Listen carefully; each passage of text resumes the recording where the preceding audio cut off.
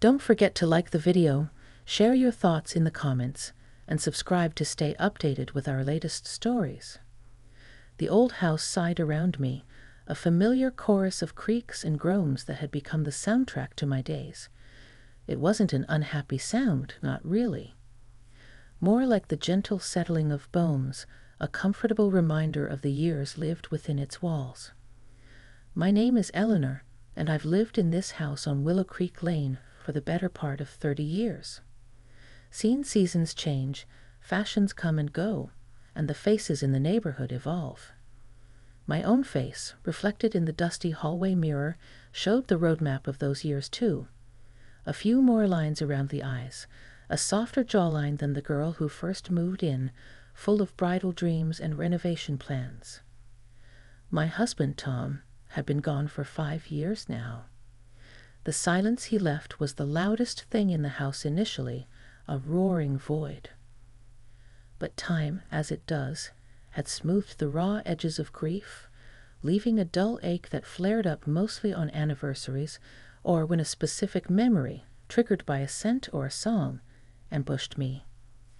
Life had found a new rhythm, quieter, more solitary. Not necessarily lonely, I'd tell myself. I had my books, my garden, my weekly calls with my daughter, Clara, who lived 2 states away. My neighbor to the right was Mr. Henderson, or Arthur, as I'd learned he preferred to be called after a few hesitant conversations over the very hedge I was currently attempting to tame.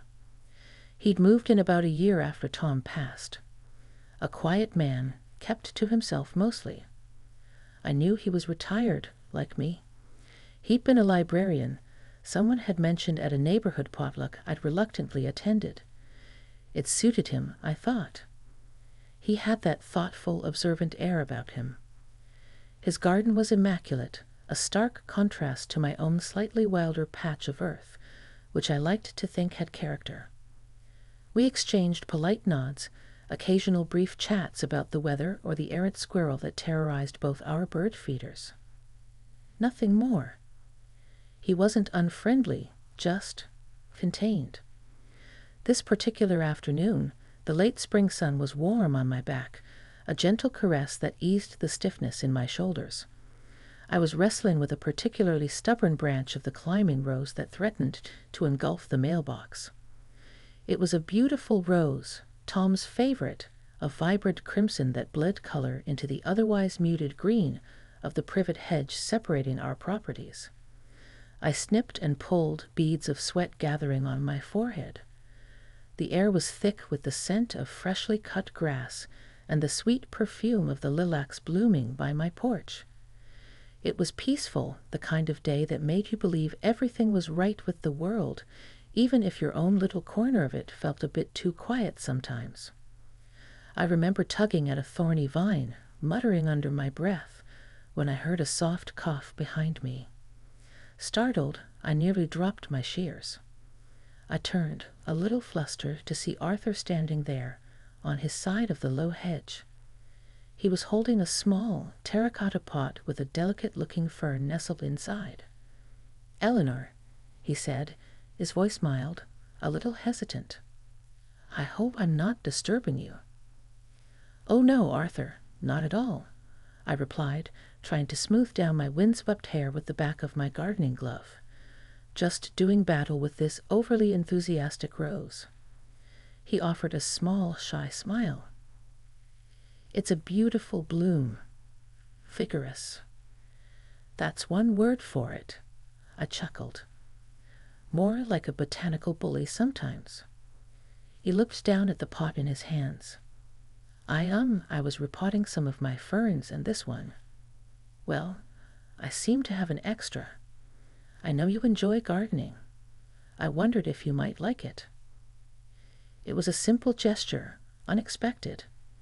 Our interactions had always been so fleeting, so neighborly in the most superficial sense of the word. This felt different, somehow, more personal. "Oh, Arthur, that's so thoughtful of you," I said, genuinely touched. "It's lovely. Are you sure?" "Quite sure," he said, his gaze meeting mine for a brief moment before flicking back to the fern. "It needs a good home, and I've seen how you care for your plants." I felt a warmth spread through my chest, a pleasant surprise. "Well, thank you. I'd be delighted. I think I have just the spot for it on the shaded side of the porch." He stepped closer to the hedge, looking for a gap to pass the pot through. I moved towards him, reaching out. Our hands met over the leafy boundary, his fingers brushing mine as I took the cool ceramic. It wasn't a dramatic touch, not a spark in the way romance novels describe. It was a connection, a brief, feather-light contact, skin against skin. But in that tiny moment, something shifted. It was like a faint electrical current, a hum I hadn't realized was absent until I felt it. His hand was dry, slightly calloused, the hand of someone who worked with earth and paper. My own, still in its loose gardening glove, felt clumsy in comparison. The sensation lingered even after our hands parted, a strange, warm imprint. He didn't seem to notice, or if he did, he gave no sign. He just smiled again, that quiet, almost apologetic smile. "Good. I'm glad." "Thank you again, Arthur," I said, my voice perhaps a little breathier than usual. I cradled the fern. "It's very kind." "My pleasure, Eleanor." He gave a small nod, a little wave, and then turned back towards his own neat garden, leaving me standing there by the unruly rose bush, the terracotta pot feeling surprisingly significant in my hands. The sun still shone, the birds still chirped, but the air around me felt different, charged with a subtle new energy. It was the simplest of things, a shared interest, a small gift, a fleeting touch of hands.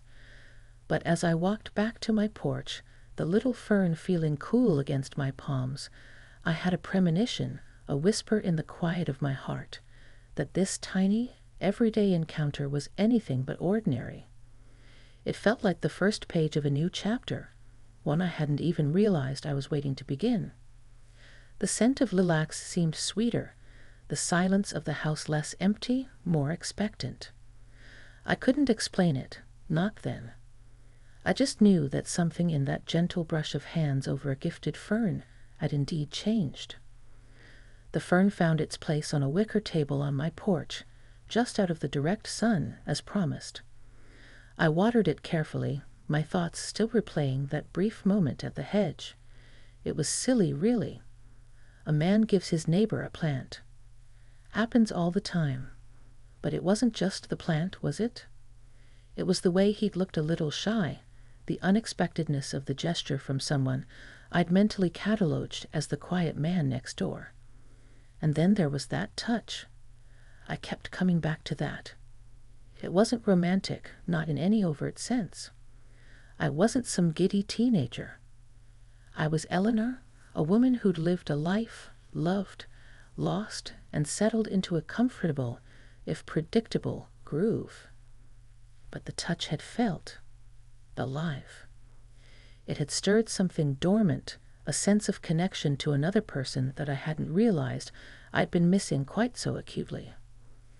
Later that evening, as dusk began to paint the sky in soft lavender and rose, I found myself glancing out the window towards Arthur's house more than once. His lights were on, casting a warm glow from his living room window. I imagined him in there, perhaps reading, surrounded by his books and his orderly life. What did he think about? Did he have family? Friends? For the first time, he wasn't just Mr. Henderson, the neighbor. He was Arthur, a man who had an extra fern and had chosen to give it to me. I made myself a cup of chamomile tea and sat on the porch, the new fern nearby. The air was cooling, carrying the scent of damp earth and night-blooming jasmine from a few houses down. The crickets had started their nightly symphony. It was a typical evening, yet it felt imbued with a quiet anticipation. I hadn't felt this way in years. Not since Tom, not since. Well, not for a very long time. It wasn't excitement, not exactly. It was more a feeling of gentle curiosity, a sense of a door creaking open just a tiny bit, showing a glimpse of something new beyond it. And it all started with a simple fern and a touch of hands over a garden hedge. I smiled to myself, a small private smile. Perhaps, I thought, even quiet lives on quiet streets could hold their own surprises. The next morning, I woke with a subtle sense of lightness I hadn't felt in ages.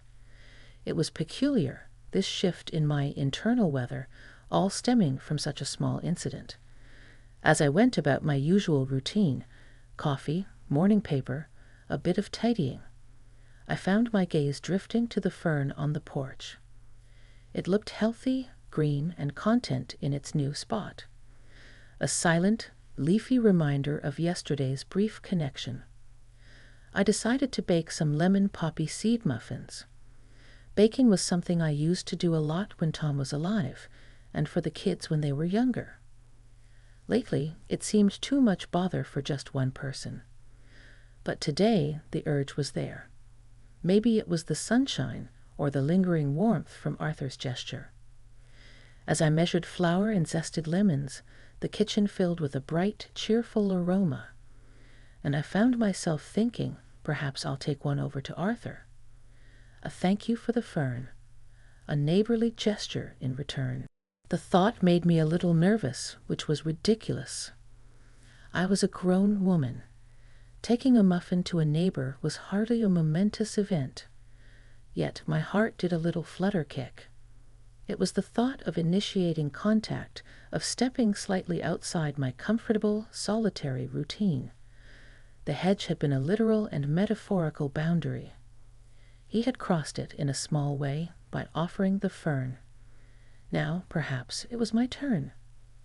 Once the muffins were out of the oven, golden brown and fragrant, I arranged a few on a small plate, covered them with a clean tea towel, and took a deep breath.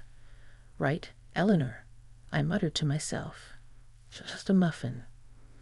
I walked across my lawn, the grass still damp with morning dew.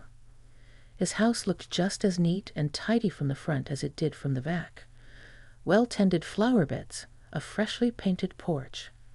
I hesitated for a moment on his doorstep, then gave a light knock. I heard footsteps, and then the door opened. Arthur stood there, looking slightly surprised to see me. He was wearing a simple collared shirt and slacks, his silver hair neatly combed. He held a book in one hand, a finger marking his place. "Eleanor," he said, a flicker of something unreadable in his eyes. "Pleasure, or just polite acknowledgement? Good morning." "Good morning, Arthur," I replied, trying to sound casual. I baked some muffins this morning, and I thought you might like one. As a thank you for the lovely fern. It's settling in beautifully on the porch." I held out the plate. His expression softened, that quiet smile appearing again. "Lemon poppy seed? That's very kind of you, Eleanor. And one of my favorites, as it happens. Please come in for a moment, if you have time." The invitation was unexpected. I'd planned to just hand over the muffins and retreat. "Oh, well, just for a minute then. If you're sure I'm not interrupting your reading." "Not at all. A welcome interruption." He stepped back, holding the door wider. His living room was just as I'd imagined, in a way. Bookshelves lined almost every wall, filled to capacity. Comfortable, slightly worn armchairs. A lingering scent of old paper and lemon polish. It was a cozy, intellectual haven. Not sterile, but thoughtfully organized. There were no family photos immediately visible, I noticed, but there were several interesting pieces of art on the walls, prints of botanical drawings and old maps. "Please, have a seat," he gestured towards an armchair. "Can I offer you some coffee? I just made a fresh pot." "Oh, no, thank you. I've had my fill this morning," I said, settling into the chair. It was surprisingly comfortable. Your home is lovely, Arthur. So many books." He chuckled, a soft, warm sound, a professional hazard, I suppose, and a lifelong passion. They're good company. "I agree," I said, "though my collection is a bit more chaotic." He took the plate of muffins and placed it on a small side table. "These smell wonderful." "Thank you again." He picked one up. "May I?" "Of course." He took a bite, and his eyes closed for a moment in appreciation. "Delicious, Eleanor. Truly, you have a gift." I felt a blush creep up my neck. It was such a simple compliment, but his sincerity made it feel significant. "It's just an old recipe." We sat in comfortable silence for a moment, him savoring the muffin, me taking in the quiet atmosphere of his home. It was so different from my own, which, despite my efforts, still bore the imprint of family life, of Tom's presence, of lingering memories.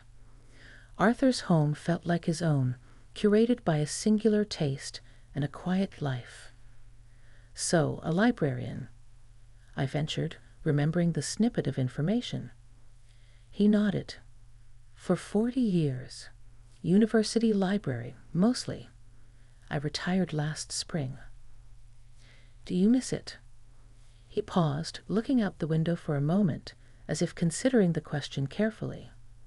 "I miss parts of it. The smell of the archives. The thrill of finding a rare first edition. Helping students find just the right piece of information. But," he turned back to me, a faint smile on his lips, "I don't miss the budget meetings, or the endless cataloging system updates." I laughed. "I can imagine." "And you, Eleanor? You're retired too, I gather." "Yes, I was a primary school teacher. 2nd grade, mostly. I loved it, but it was time. The energy levels required." I trailed off, smiling. "Ah, shaping young minds. A noble profession," he said. "More demanding than dusty books, I'm sure." "Both have their rewards, I expect," I replied. We talked for a little while longer, about books we'd read, about the changing neighborhood, about the surprising tenacity of dandelions. It was easy conversation, flowing naturally, without any awkward silences. I learned he'd moved here from a busier part of the state after his retirement, seeking a quieter pace. He didn't mention a wife or family, and I didn't pry. It wasn't my place. But I found myself wanting to know more about this gentle, thoughtful man who lived next door, who liked lemon poppy seed muffins and had given me a fern. When I finally stood to leave, feeling I'd taken up enough of his morning, he walked me to the door. "Thank you again for the muffins, Eleanor. It was a real treat. And thank you for the fern, Arthur, and for the conversation." "The pleasure was all mine." He paused, then added, "Perhaps we could share a cup of coffee sometime, in a more planned fashion?" My heart gave another little leap. "I'd like that very much, Arthur." "Wonderful. I'll be in touch." As I walked back to my own house, the sun felt warmer, the colors in my garden seemed brighter. The world hadn't changed, not really, but I had, or at least something within me had. A small seed of connection, planted by a fern and nurtured by a muffin and a quiet conversation, was beginning to sprout, and I found myself looking forward to whatever might grow from it. The silence in my house, when I stepped back inside, didn't feel quite so profound anymore. It felt expectant, waiting, just like me. The days that followed had a new texture to them. The quiet anticipation I'd felt after receiving the fern didn't dissipate. Instead, it settled into a gentle undercurrent in my daily life. I found myself noticing small things, the way the light hit Arthur's wind chines in the late afternoon, the particular shade of blue of the hydrangeas he was carefully tending near his porch. These weren't obsessive thoughts, just a heightened awareness, a subtle shift in focus from my own inner world to the small details of the world outside, particularly the corner of it occupied by my neighbor. A few days after the muffin exchange, a small handwritten note appeared in my mailbox. Not tucked in with the bills and flyers, but placed carefully on top. The handwriting was neat, slightly old-fashioned, unmistakably Arthur's. It simply read, "Eleanor, would you be free for that coffee on Friday morning? Perhaps around 10? My porch, if the weather holds. Arthur." My porch, if the weather holds.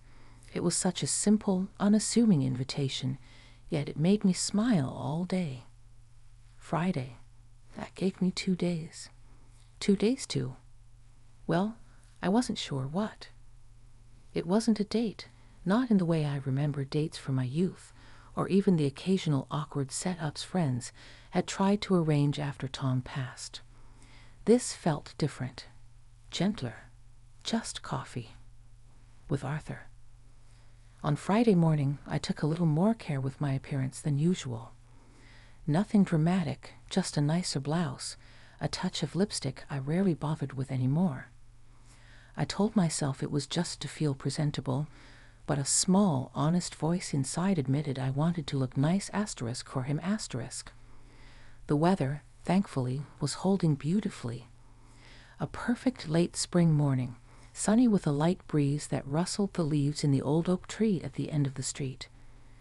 At precisely 10 o'clock, I walked over. Arthur was already on his porch, which was a mirror image of mine, but furnished with sturdy, dark wicker chairs, and, of course, more plants. A small table was set with 2 mugs, a steaming coffee carafe, a small pitcher of cream, and a plate of what looked like homemade shortbread cookies. "Good morning, Eleanor," he greeted me, rising from his chair.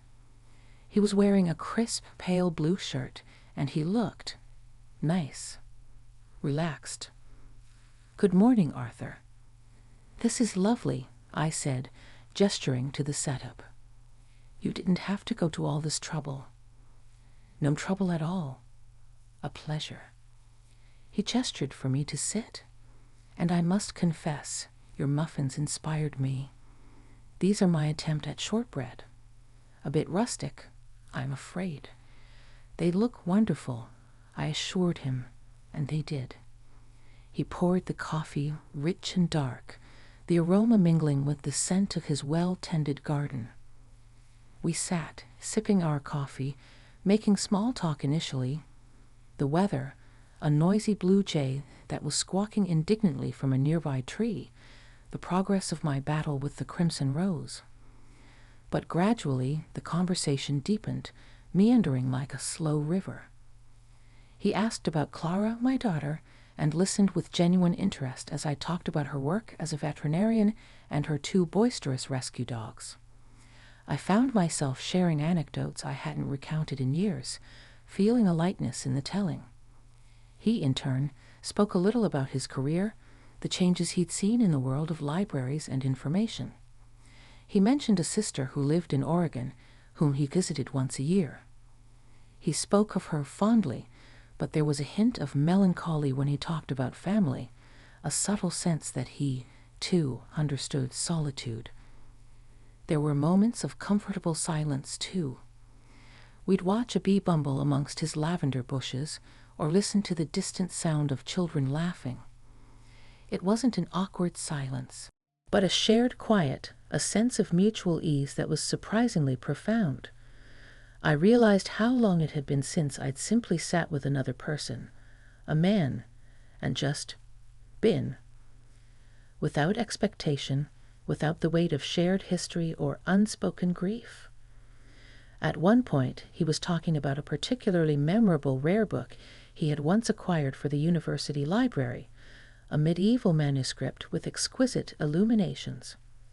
His eyes lit up as he described it, his hands subtly gesturing as if he could still feel the ancient vellum. "It sounds fascinating," I said, You must miss having access to such treasures." He looked at me, his gaze direct and thoughtful. "I do in some ways. But," he paused, a small smile playing on his lips, "there are other kinds of treasures, aren't there? Smaller, perhaps, but no less valuable." His eyes flicked briefly around his garden, then met mine again. I felt that now familiar warmth spread through me. His words, simple as they were, resonated deeply. He understood. He saw value in the quiet moments, in the beauty of a well-tended garden, in a shared cup of coffee on a sunny morning. As I was about to take a sip of my coffee, my hand brushed against his as we both reached for the plate of shortbread cookies at the same time.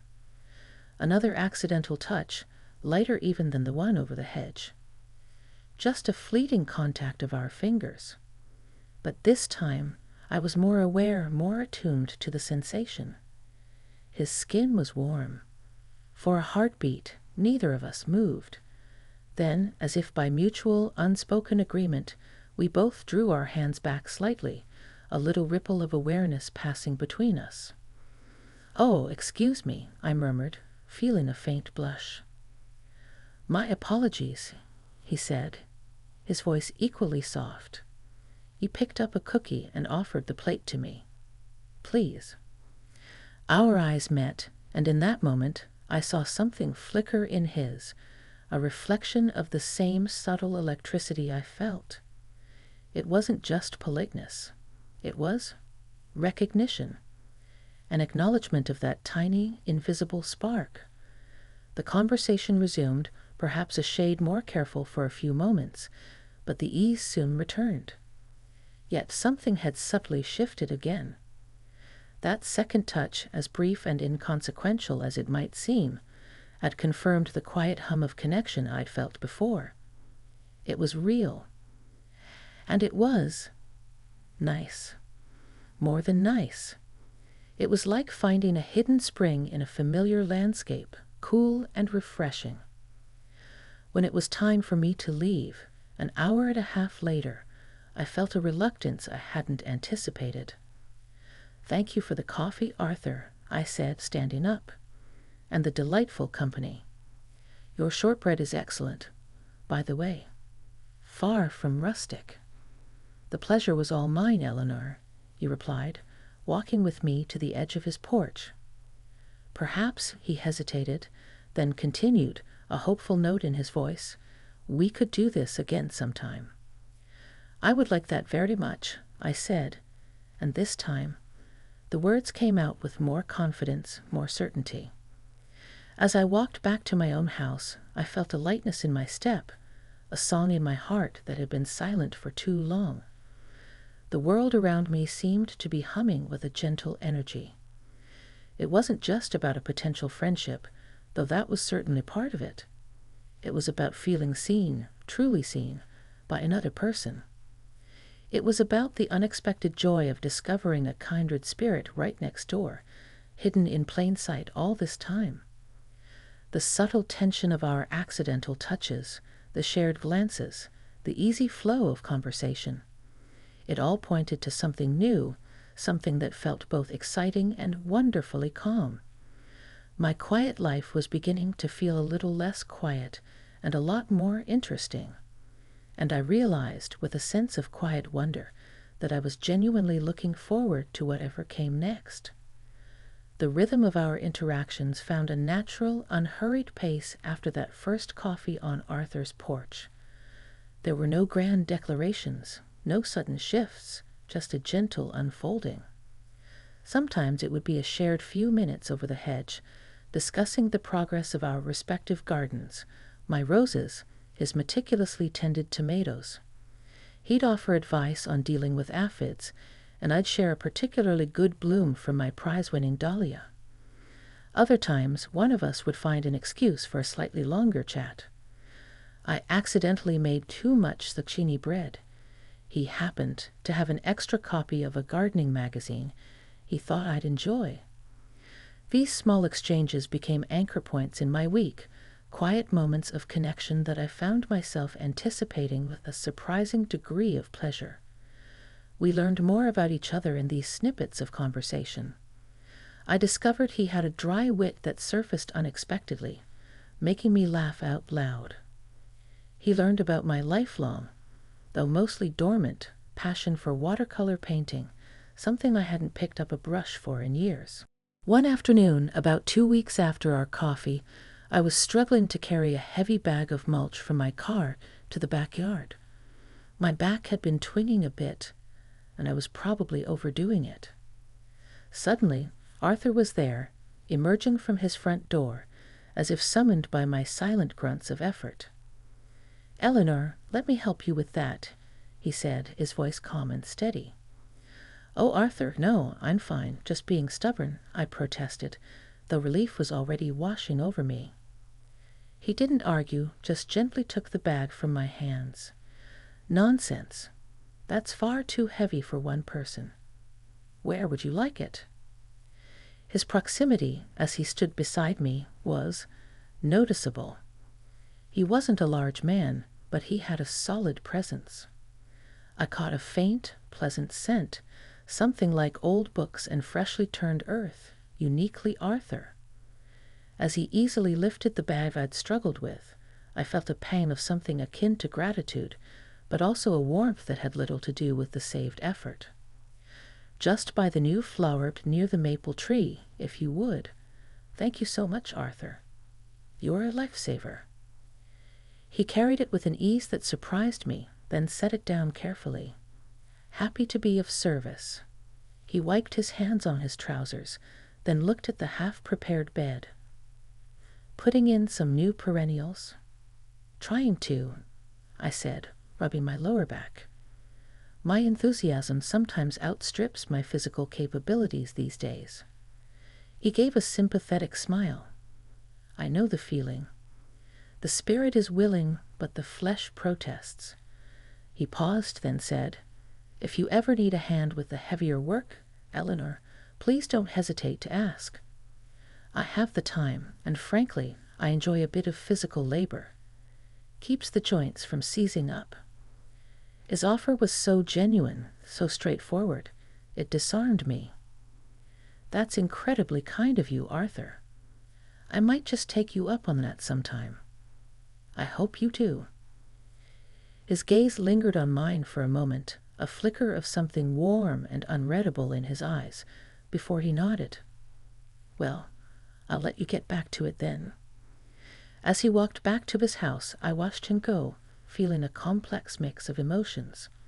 There was gratitude, certainly, but there was also a growing sense of something more. A fondness, a deep appreciation for his quiet strength, his unassuming kindness.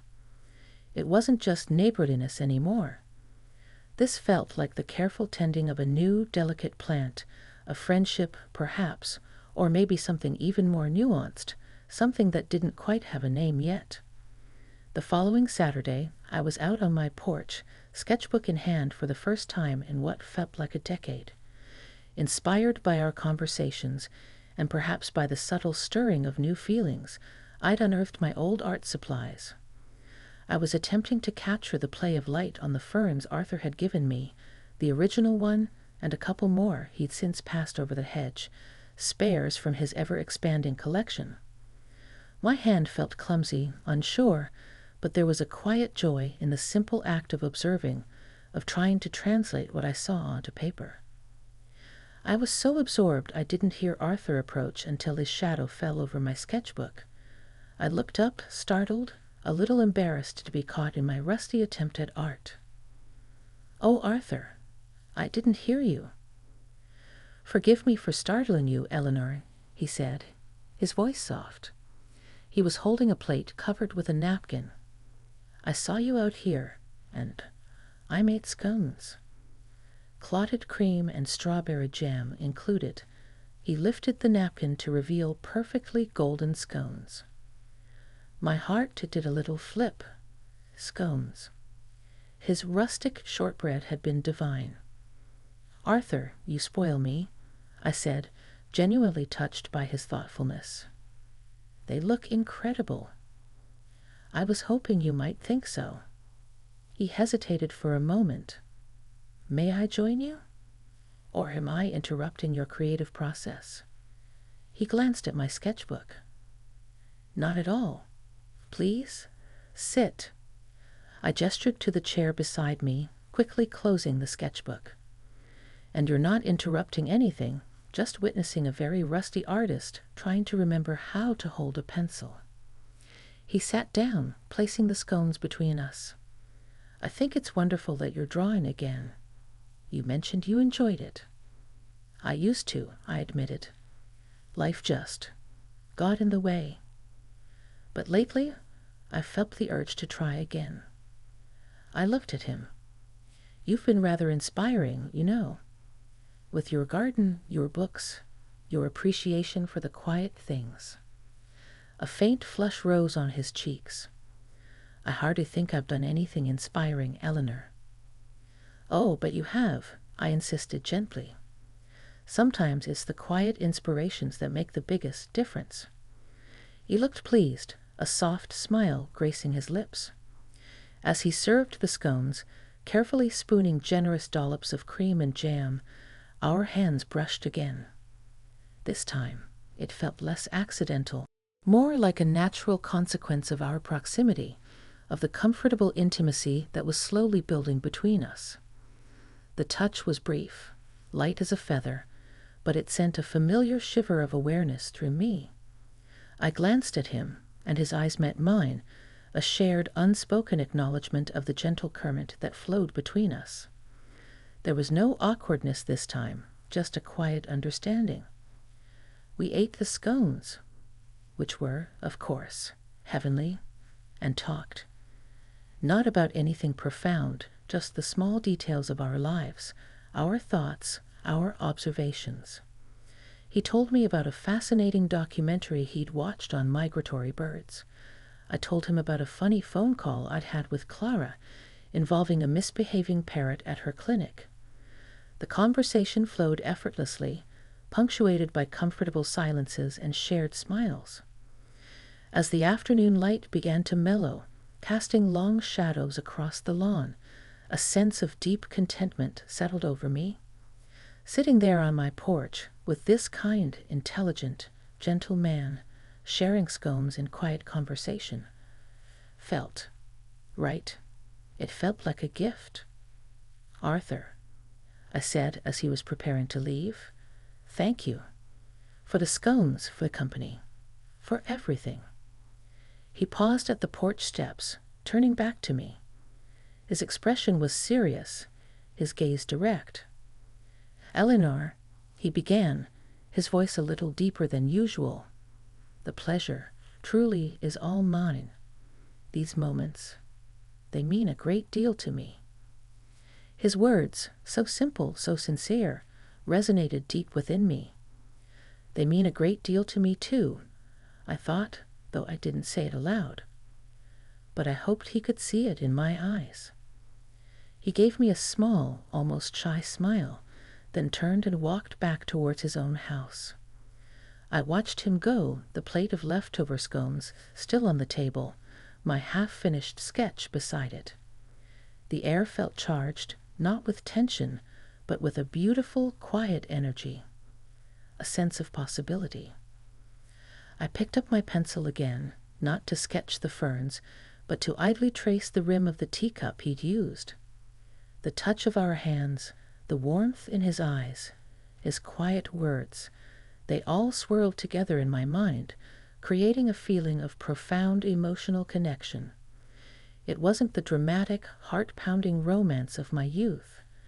This was something quieter, deeper, more resonant.